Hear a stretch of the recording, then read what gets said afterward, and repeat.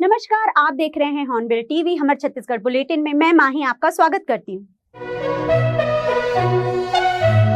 सबसे पहले आइए नजर डालते हैं आज की हेडलाइंस पर।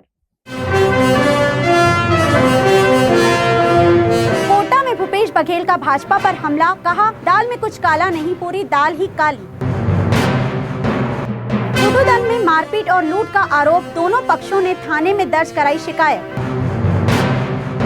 बिलासपुर में 16 अगस्त को यदुवंशी समाज द्वारा आयोजित श्री कृष्ण जन्माष्टमी की भव्य शोभा यात्रा।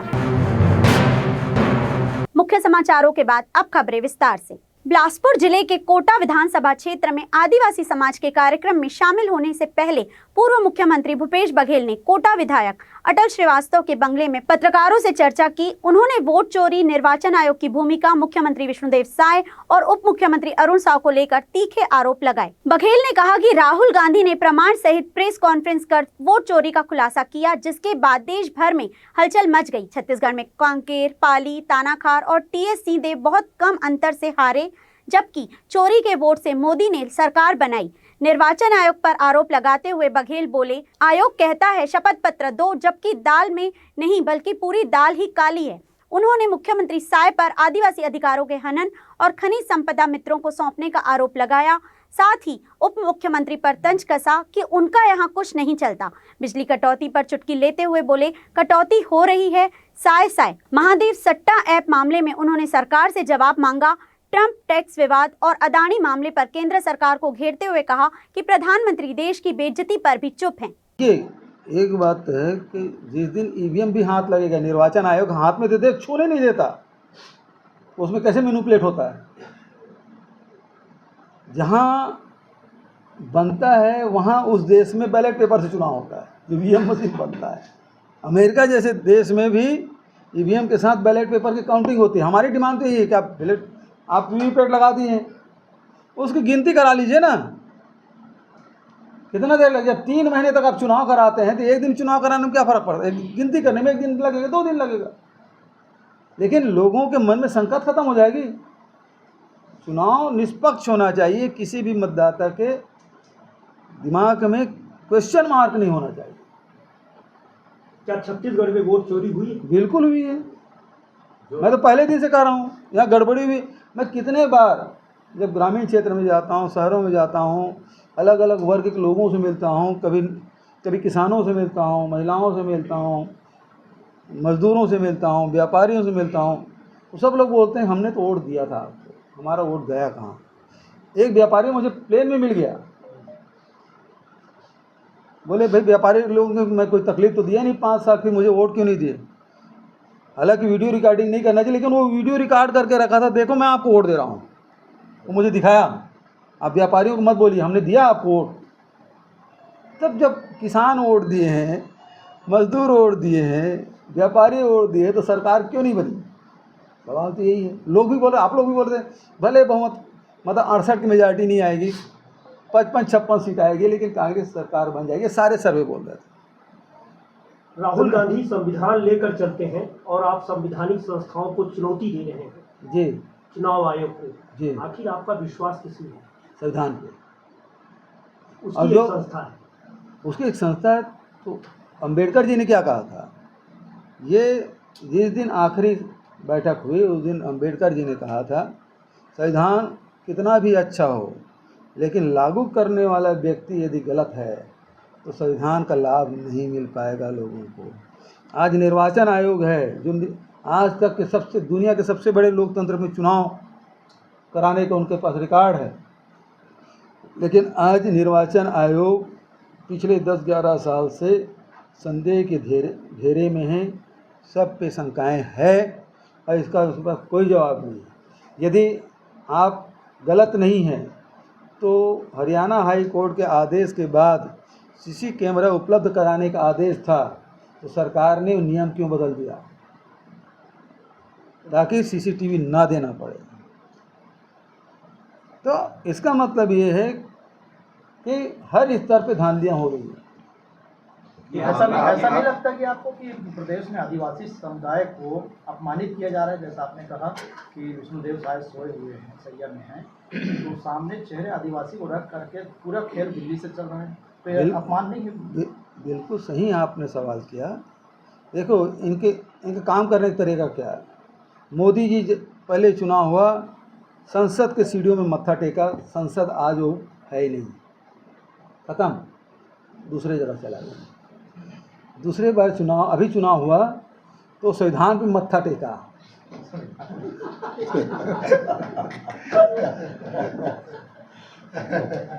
काम करने का तरीका आप समझ लीजिए। आदिवासी मुख्यमंत्री बनाया इसलिए सब बनाया गया है कि यहाँ के खनिजों को अपने मित्रों को सौंप सके, ताकि वहाँ जंगल उजाड़ जाए, आदिवासी कुछ बोल ना पाए, क्योंकि उसके मुखिया आदिवासी है, इसलिए वो बोल ना पाए, और उनको प्रताड़ित किया जा रहा है, जेलों में ठूसा जा रहा है, फर्जी इनकाउंटर किया जा रहा है। तमनार में हम लोग गए थे तो वहाँ की महिलाओं ने क्या बताया, हमको पानी पेशाब जाने की भी मौका नहीं दिया, हमारे साथ साथ पुलिस वाले जाते थे यदि बाथरूम जाना होता। ये स्थिति है। महिला विधायक के साथ किस प्रकार से दुर्व्यवहार किया, बंधक बना के रखे थे। तो ये भाई फॉरेस्ट में भी फॉरेस्ट कटिंग के भी नियम है। यदि आप अनुसूची 5 इलाके में हैं तो आपके खेत में पेड़ भी है, तो आप सूचना दोगे, वन विभाग वाले आएंगे, उसको काटेंगे, उसको बेचेंगे, पैसा आपके खाते में जाएगा। यहाँ तो सरकार का ही जंगल है, लेकिन उस जंगल को वन विभाग वाले नहीं काटे, अडानी के लोग काटे हैं, तमनार के जंगल। ये बांग्लादेशियों के ऊपर कार्रवाई हुई। ये भी हाल ही में जो देखा गया है कि कोंडा गांव में कुछ पश्चिम बंगाल के लोगों को बांग्लादेशी बता करके 12 लोगों को गिरफ्तार कर लिया गया। तो ये किस तरीके से? देखिए, भारतीय जनता पार्टी का एक ही काम करने का तरीका है कि उसको बहुसंख्यक समाज को अपने पक्ष में लाना है। तो जो अल्पसंख्यक समाज है उसको प्रताड़ित करो। अभी 2 घटनाएं, एक कोंडा गांव घटना, उसको बांग्लादेशी बता के प्रताड़ित किए। तो जब बांग्लादेशी थे तो उसको छोड़ क्यों दिए, क्यों छोड़ा? भाई जो बांग्लादेश, जो पश्चिम बंगाल के जो मुसलमान हैं वो भी भारत के हैं। मुसलमान ना भी हो तो वो बांग्लादेश के तो नहीं हो सकते, हमारे पश्चिम बंगाल के हैं। लेकिन आपने उसे बहुत मारा पीटा, और जब कोर्ट में खड़ा नहीं हो पाए उसको छोड़ दिया गया। तो ये वोट के खातिर। दूसरा केस किए, छत्तीसगढ़ संभल नहीं रहा है तो 2 नन लोगों को पकड़ लिए, बजरंगी लोग। अब वोट की ज़रूरत केरल में है, वहाँ भाजपा प्रदेश अध्यक्ष है चंद्रशेखर, जो पूर्व मंत्री हैं, वो बोल रहे हैं कि सरकार ने गलत कार्रवाई की। बाद में वीडियो आया, उसमें कह रहा है कि हमारे प्रयास से छूटा। ये बात सही है? कोई आदमी NIA में पकड़ा जाए और 4 दिन में छूट जाएगा? सर इसीलिए क्वेश्चन रुकिए भैया, आप ही सवाल का उत्तर दे रहा हूँ। तो ये आपने गलत पकड़ा था, तभी NIA कोर्ट से छूट गया। तो आप मुसलमानों को, ईसाइयों को आप टारगेट कर रहे हैं, यहाँ आदिवासी को टारगेट कर रहे हैं। ये बजरंग दल के लोग, जब भारतीय जनता पार्टी की सरकार और अडानी के गुंडे जब वहाँ बदतमीजी कर रहे थे, उसमें तो आदिवासी नहीं, पिछड़े वर्ग के बिक रहे हैं तमनार में। ये वहाँ क्यों नहीं गए? वहाँ महिलाओं के साथ दुर्व्यवहार हो रहा था, वहाँ के आदिवासी साथ दुर्व्यवहार हो रहा था, तब ये बजरंग दल के लोग क्यों नहीं गए वहाँ विरोध करने? तो केवल ये वोट की खातिर कार्रवाई करते हैं, समझिए ना, उनका कोई उद्देश्य नहीं। बिलासपुर के सिविल लाइन थाना क्षेत्र अंतर्गत कुदूदंड में रहने वाले शंकर दास मानिकपुरी ने क्षेत्र के युवक आकाश वैष्णव पर मारपीट, जान से मारने की धमकी और घर में घुसकर 5 से 7 हजार रुपए लूटने का आरोप लगाया है। शंकर का कहना है कि आकाश ऑटो चलाने के साथ ही सट्टे का अवैध कारोबार भी करता है। पीड़ित ने इस मामले की शिकायत सिविल लाइन थाने में दर्ज कराई है। वहीं आकाश वैष्णव ने भी शंकर के खिलाफ शिकायत की है। बताया जा रहा है कि शंकर की बहन ने आकाश से प्रेम विवाह किया था, जिसके बाद से दोनों के बीच विवाद चल रहा है। अब दोनों पक्षों ने थाने में आवेदन दिया है, जिस पर पुलिस मामले की जांच कर रही है। बताएंगे क्या कुछ घटना हुई आपके साथ? हाँ सर, मेरे साथ घर में आके ज़बरदस्ती चाकू दिखा के मारने की धमकी दिया है सर, और मेरे से 5-7 हज़ार रुपये कैश लूटा भी है, और मेरे नाम से झूठा एक आवेदन बनवाया है जो मेरे को जेल भेजने के लिए, उसमें मेरी बहन भी शामिल है उसमें। और हाँ, आरोपी का नाम क्या? आकाश वैष्णव और आरोपी का नाम है, और ऑटो चलाता है सर, और ऑटो के साथ साथ सट्टा भी खिलाता है वो। तो अचानक कैसे क्यों आपके घर में घुस के मारपीट करने का कुछ पुराना विवाद है कि क्या? विवाद कुछ नहीं है, मेरी बहन को भगा के, सगी बहन है जो छोटी वाली है वो, उसको भगा के शादी किए, तो हम लोग के समाज से वो हट गया है। वो हम लोग को कोई मतलब नहीं है उससे, लेकिन वो मेरे जान के दुश्मन बन गया है सर। हाँ, आपका नाम? शंकर दास मानिकपुरी सर। श्री कृष्ण जन्माष्टमी महोत्सव के अवसर पर यदुवंशी समाज जिला बिलासपुर द्वारा 16 अगस्त को भव्य जिला स्तरीय शोभा यात्रा का आयोजन किया जाएगा। सोमवार को बिलासपुर प्रेस क्लब में आयोजित प्रेस वार्ता में समिति के पदाधिकारियों विष्णु यादव, रामचंद्र यादव, शैलेंद्र यादव, धनु यादव, अमित यादव, अनिल यादव और गौरी शंकर यादव ने जानकारी दी कि यह लगातार 18वां वर्ष है जब समाज द्वारा शोभा यात्रा निकाली जा रही है। इस वर्ष सभी वर्ग, युवा, बुजुर्ग, महिला एवं बच्चे पीले वस्त्र धारण कर शोभा यात्रा में शामिल होंगे। श्रद्धालुओं के लिए लखीराम ऑडिटोरियम में फलाहार और प्रसाद की व्यवस्था की गई है। शोभा यात्रा में डीजे, धुमाल, गढ़वा, बाजा, यादव नृत्य, राउत नाचा, जीवन झांकियां और विभिन्न सांस्कृतिक कार्यक्रम शामिल होंगे, जिससे पूरे शहर में धार्मिक और सांस्कृतिक माहौल बनेगा। इस बार ये है कि हम यादव समाज के लोग जो अलग अलग छोटे छोटे रूप में निकालते थे उसको एक साथ निकाले हैं, जिसमें हमारे बड़े बुजुर्गों का आशीर्वाद, युवाओं की ताकत के साथ बहुत भव्य रैली रहेगी। जैसे शोभा यात्रा भी हर विधानसभा से 2-2 हज़ार लोगों की टारगेट है, ताकि शहर उस दिन यादवमय रहे, और जिससे हम रैली में, शोभा यात्रा में अपन ये मैसेज देना चाहेंगे, जैसे जीवंत झांकी के माध्यम से, कि दूध दही का सेवन करें, नशा मुक्ति से दूर रहे, शिक्षा की ओर जाए। ये सब बहुत सारा जीवंत झांकी रहेगी, जिस उद्देश्य को लेके यादव समाज के लोग आएंगे। और जो हमारी रावत नाच महोत्सव जो यादव समाज की एक संस्कृति है, उस संस्कृति को भी हम बचाने की काम करेंगे। और उसमें जैसे विजय शैलेंद्र यादव जी बोले कि कुछ दिन हथियार, तलवार मना करके हम लोग सभी यादव बंधुओं को अपील किए हैं कि लाठी ही लेके आना है, जो हमारा मुख्य अस्त्र है। अमित यादव, अध्यक्ष युवा यादव समाज बिलासपुर। ये जो शोभा यात्रा है वो बहुत ही ऐतिहासिक होने वाला है, क्योंकि 18वें वर्ष में हम यदुवंशी समाज एक होकर शोभा यात्रा निकाल रहे हैं, जो लाल बहादुर स्कूल से निकलेगा, और अनेक जीवन झांकी के साथ और अन्य आकर्षित झांकियों के साथ हमारा शोभा यात्रा निकलेगा। और हमारे जो बंधु हैं वो पीले वस्त्र में रहेंगे, और भगनियाँ जो हैं वो भी पीले साड़ी में रहेंगे, ताकि जो हम यदुवंशियों की पहचान है पीला वस्त्र, वो शहर में दिखेगा और पूरे जिले स्तर का है। हर विधानसभा से हमारा लक्ष्य 2-2 हज़ार यदुवंशी बंधु निकलेंगे, भगनियाँ निकलेंगी, और पूरा शौर्य प्रदर्शन करते हुए जो हमारा अस्त्र शस्त्र है वो हमारा तलवार नहीं है, तलवार और अन्य अस्त्र शस्त्र को हम प्रतिबंधित किए हुए हैं। हमारा अस्त्र है लाठी। लाठी चलाते हुए, दोहा बोलते हुए और राउत नाचर नृत्य के साथ हमारा शोभा यात्रा निकलेगा। जिस प्रकार से भगवान श्री कृष्ण कंस का वध करके मथुरा वृंदावन में पहुँचे थे और यदुवंशी समाज खुशी में झूम उठा था, उसी प्रकार से इस खुशी को हम मनाएंगे और भगवान श्री कृष्ण के जन्मोत्सव का स्वागत करेंगे। शैलेंद्र यादव, पूर्व पार्षद, अखिल भारतीय यादव महासभा जिलाध्यक्ष।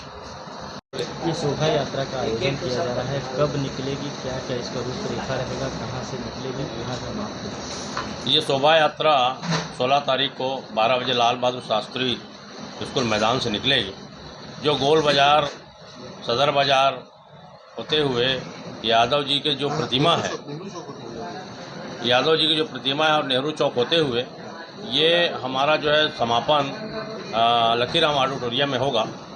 और यादव समाज का वेशभूषा पीला वस्त्र रहेगा, ताकि सब में एक रूपता आए, और हमारे समाज के सारे लोग उस दिन, चाहे वो वरिष्ठ हो, चाहे गांव-गांव से लोग आए हुए, चाहे यहाँ शहर के लोग हो, सारे लोग उसमें शामिल होंगे। और एक भव्य शोभा यात्रा रहेगा, जो पहले निकलती थी उससे मैं समझता हूँ कि 3 और 4 गुना शोभा यात्रा की संख्या रहेगी। इसमें क्या झांकियाँ जो निकलेंगी जीवंत रहेंगी, कैसे रहेगी? जीवन झांकियाँ हम लोग हर बार निकालते हैं, जीवन झांकियाँ रहेंगी, पिछले बार तो हम लोगों ने 7-8 जीवन झांकियाँ निकाली थी और अन्य झांकियों का भी काफ़ी बड़ा रहला था, समझ लो, वो इस बार भी रहेगा। इस बार के शोभा यात्रा में क्या विशेष देखने को मिला? इस बार की शोभा यात्रा में आपको सारे लोग एक दिखेंगे, ये एक विशेषता रहेगी। परिचय बताएं। विष्णु यादव, पूर्व पार्षद, सर्व यादव समाज उपाध्यक्ष। Chhattisgarh chamber of commerce and industries के तत्वाधान में रायगढ़ में आज स्वदेशी जागरूकता रैली निकाली गई, जिसमें विदेशी आयातित वस्तुओं के बहिष्कार और स्वदेशी उत्पादों के उपयोग को बढ़ावा देने की अपील की गई। रैली में चैम्बर की विभिन्न इकाइयों के प्रतिनिधि, व्यापारी और सामाजिक कार्यकर्ता शामिल हुए। आयोजन का मुख्य उद्देश्य अमेरिका द्वारा लगाए गए टैरिफ से भारत को हो रहे आर्थिक नुकसान के प्रति लोगों को जागरूक करना था। रैली संजय कॉम्प्लेक्स से शुरू होकर शहर के मुख्य मार्गों से गुजरते हुए स्टेशन चौक पर समाप्त हुई। इस दौरान पॉम्पलेट बांटकर व्यापारियों से अपनी दुकानों में स्वदेशी उत्पादों को प्राथमिकता देने और उपभोक्ताओं से भारतीय वस्तुएं खरीदने की अपील की गई। चैम्बर पदाधिकारियों ने इसे आत्मनिर्भर भारत की दिशा में महत्वपूर्ण कदम बताया। आयोजन को लेकर शहरवासियों में सकारात्मक प्रतिक्रिया देखने को मिली और स्वदेशी उत्पादों के प्रति उत्साह बढ़ा।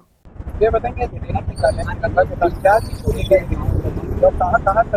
ये जो अमेरिका की दादागिरी है, इसको लेके हम लोगों ने आज रैली निकाली है और ये रैली का हमारा जो मकसद है, हमारे जितने भी कंज्यूमर हैं उनको जागरूक करना है कि आप विदेशी सामान का बहिष्कार करें, स्वदेशी अपनाएं, जिससे हमारी जो देश की नीति है और सुधरता है वो बढ़ेगी। रैली का क्या उद्देश्य? रैली का उद्देश्य ये था कि हम इनका बहिष्कार करेंगे, किनका? ये विदेशी सामानों का, और देशी सामान हम लोग अपनाएंगे। क्या लगता है कि जनता इसको अपनाएगी? बिल्कुल, जनता हमारे देश की जनता है, हम देश के लिए लड़ रहे हैं और बाकायदा देश की जनता हमारी बातों को सुनेगी। और हम व्यापारी हैं और व्यापारी एक एक कंज्यूमर से, एक एक ग्राहक से निवेदन करेगा कि आप विदेशी सामान हटाइए और देसी सामान अपनाइए। यदि दुकानों में अगर दिखेगा इस के बाद तो क्या देखिए, दुकानों का हिसाब किताब ऐसा है कि हम करत अभ्यास के कि जड़ मत हो तो सुजान। अगर हम अभ्यास करेंगे इस चीज़ को, हम हमारी दुकानों में एक एक व्यापारी हमारे एक एक कंज्यूमर को समझाएंगे तो आज नहीं तो कल बिल्कुल संभव है। कोई चीज़ संभव नहीं है। ये रैली कहाँ से कहाँ तक? ये संजय कॉम्प्लेक्स से बेटी बचाओ चौक तक। जनता को अभी क्या कुछ कहा जा रहा है? जनता को ये कहा जा रहा है कि आप विदेशी सामान का बहिष्कार करिए और स्वदेशी सामान अपनाइए। संजय कॉम्प्लेक्स से होते हुए गांधी पुतला होते हुए बेटी बचाओ चौक पर इसका समापन हुआ है। इस रैली का उद्देश्य जो है वो देश को बचाने का हित के लिए है। देखिए, जब भी देश की आन बान शान पर कभी भी बात आई है तो व्यापारी सबसे आगे खड़ा रहा है, चाहे वो टैक्स पटाना हो और चाहे व्यापार को किस तरीके से देश हित में लाना है, ये व्यापारी सबसे अच्छा समझता है, सबसे अच्छा जानता है। देखिए, मैं आपके माध्यम से पूरे रायगढ़ की जनता एवं रायगढ़ के व्यापारियों से अपील करना चाहता हूँ कि अमेरिका ने हम पर टैरिफ लगाया, जिससे भारतीय वस्तुओं को महंगा करके अमेरिका में बेचा जाना है। पर हम इसका खंडन करते हुए, इसको हम निष्कृत करते हुए हम ये करना चाहते हैं कि आज देश में बाहर से आने वाले जितने सामान हैं हम उसका बहिष्कार करें और देश की ही बनी हुई वस्तु का उपयोग करें। ये एक बहुत बड़ा योगदान होगा हमारा अपने देश के प्रति, अपने देश के संविधान के प्रति, हमारे देश के आन बान शान के प्रति। दुर्ग में आज पुलगांव स्थित मिनी माता चौक पर छत्तीसगढ़ की प्रथम महिला सांसद मिनी माता की पुण्यतिथि श्रद्धा और सम्मान के साथ मनाई गई। इस अवसर पर अहिवारा विधायक डोमन लाल कौरसेवाड़ा ने आरती कर माल्यार्पण किया। कार्यक्रम में सतनामी समाज के प्रमुखों के साथ समाज के सदस्य बड़ी संख्या में उपस्थित थे। कार्यक्रम में दुर्ग शहर के पूर्व विधायक अरुण वोरा और कांग्रेस कार्यकर्ता भी शामिल हुए। मिनी माता का जन्म भले ही असम में हुआ था, लेकिन उनकी कर्म भूमि छत्तीसगढ़ रही। उन्होंने सामाजिक बुराइयों को दूर करने और समाज के उत्थान के लिए जीवन भर संघर्ष किया। उनके कार्यों और योगदान को याद करते हुए नेताओं ने उन्हें प्रेरणा स्रोत बताया। कार्यक्रम में मौजूद लोगों ने उनके आदर्शों को अपनाने का संकल्प लिया। ममता मई मिनी माता जी के पुण्यतिथि है आज, और उनके पुण्यतिथि में हमारे समाज के समस्त गणमान्य बंधु एवं माननीय श्री अरुण वोरा जी, वर्मा जी और समस्त यहाँ पर श्रद्धा सुमन अर्पित करने के लिए उपस्थित हुए हैं। मिनी माता जी हमारे छत्तीसगढ़ से प्रथम महिला सांसद रही है। 1952 से लेकर 1972 तक वो सांसद रही और गरीबों के बारे में हमेशा संसद में बात रखने का, आवाज़ उठाने का काम की है। उससे हम सबको प्रेरणा मिलती है कि उनके बताए हुए रास्ता पर हम चले, उनके मार्गदर्शन पर हम अमल करें। और उद्देश्य से आज मैं निश्चित तौर पर मिनी माता की जो मूर्ति की स्थापना दुर्ग नगर में की है, जिसका लोकार्पण के रूप में हमारे तत्कालीन गृह मंत्री आडवाणी जी ने किया था। आज उसका स्वागत है, सम्मान भी है और निश्चित तौर पर इस विषय को प्रमुखता से हमारे सांसद सुश्री सरोज पांडे जी के द्वारा ये आधारशिला रखा गया और उन्हें हम समाज की ओर से बधाई देते हैं। और निश्चित तौर पर ये फुलगांव चौक को मिनी माता चौक के रूप में नामित किया गया, ये अच्छी बात है। उसी प्रकार से सतनामी समाज का जो पंथी नृत्य का बहुत ही गायक अच्छा कलाकार थे देवदास बंजारे जी, जो हमारे बीच नहीं हैं, उनके पंथी का टोलियों का एक भिलाई में चौक स्थापित किया गया है। निश्चित तौर पर बीएसपी को भी धन्यवाद हम देना चाहते हैं कि हमारे समाज को प्राथमिकता के साथ जगह दी जा रही है। और निश्चित तौर पर आज संपूर्ण समाज मिनी माता के पुण्यतिथि मनाने के लिए उपस्थित है। बहुत बहुत धन्यवाद। जय हिंद, जय भारत, जय छत्तीसगढ़। मिनी माता जी के चरणों में हम सब नमन करने के लिए यहाँ पर उपस्थित हुए हैं। हिंदुस्तान के इतिहास में मिनी माता जी का नाम हमेशा अविस्मरणीय रहेगा। उन्होंने अपने संक्षिप्त कार्यकाल में जो कार्य किए हैं वह हमेशा अभूतपूर्व कार्यों की श्रेणी में आएंगे। शिक्षा, स्वास्थ्य और सामाजिक सद्भाव को उन्होंने सांसद रहते हुए जोर दिया और वही हम सब के लिए प्रेरणा है। उनका संपूर्ण जीवन अगर हम देखें तो एक कर्मयोगी की तरह उन्होंने अपना जीवन जिया और उन्होंने जो संदेश दिया है उसको आत्मसात करने की आज ज़रूरत है। आज के बुलेटिन में बस इतना ही। मुझे दीजिए इजाज़त। देखते रहिए हॉर्नबिल टीवी।